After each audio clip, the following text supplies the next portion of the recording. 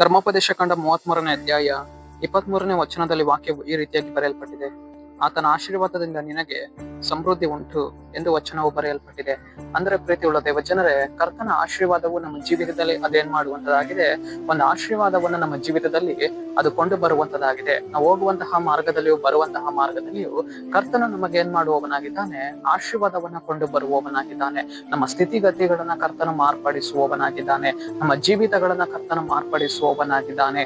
ಕರ್ತನು ನಮ್ಮ ಜೀವಿತದಲ್ಲಿ ಅದನ್ನು ಕ್ರಿಯೆ ಮಾಡುವುದರಿಂದ ನಮಗೆ ಏನುಂಟು, ಇವತ್ತು ಅಭಿವೃದ್ಧಿ ಅನ್ನುವಂಥದ್ದು ಉಂಟು, ಸಮೃದ್ಧಿ ಉಂಟು. ನಮ್ಮ ಜೀವಿತದಲ್ಲಿ ಸಕಲ ಕಾರ್ಯಗಳನ್ನು ಕರ್ತನು ಏನ್ ಮಾಡುವವನಾಗಿದ್ದಾನೆ, ಆಶೀರ್ವಾದಿಸುವವನಾಗಿದ್ದಾನೆ. ನಾವೇನ್ ಮಾಡಬೇಕು, ಪ್ರಾರ್ಥಿಸಬೇಕು. ದೇವ್ರೆ, ನೀನು ನನ್ನ ಆಶೀರ್ವಾದಿಸುವವನಾಗಿದ್ಯಾ, ನನ್ನ ನೀನು ಆಶೀರ್ವಾದಿಸು.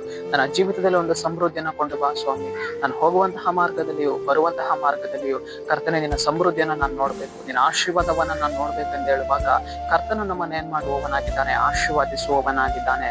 ಪ್ರೀತಿಯುಳ್ಳ ದೇವಜನರೇ, ಯಾಕೋಬನು ಅವನು ನಡೆದು ಹೋಗುವಾಗ ದೇವರು ಅವನನ್ನ ಏನ್ ಮಾಡುವವರಾಗಿದ್ದಾರೆ, ಆಶೀರ್ವಾದಿಸುವವರಾಗಿದ್ದಾರೆ. ಇಸ್ರಾಯೇಲ್ ಆಗಿ ಅವನನ್ನ ಮಾರ್ಪಡಿಸುವವರಾಗಿದ್ದಾರೆ.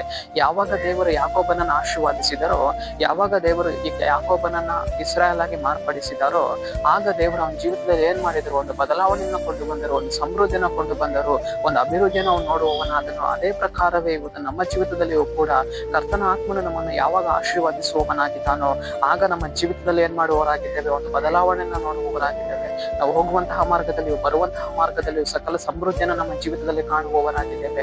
ಯಾಕೋಬನ ರೀತಿಯಾಗಿ ಒಂದು ಬದಲಾವಣೆಯನ್ನು ನಮ್ಮ ಜೀವಿತದಲ್ಲಿ ನೋಡುವವರಾಗಿದ್ದೇವೆ. ಸರಿ, ನಾವು ಪ್ರಾರ್ಥಿಸಿಕೊಳ್ಳೋಣ.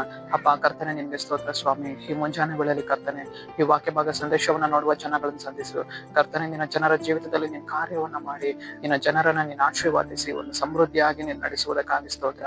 ನಜರೇತಿನ ಯೇಸುವಿನ ನಾಮದಲ್ಲಿ ಕರ್ತನೆ, ಆಮೇನ್, ಆಮೇನ್.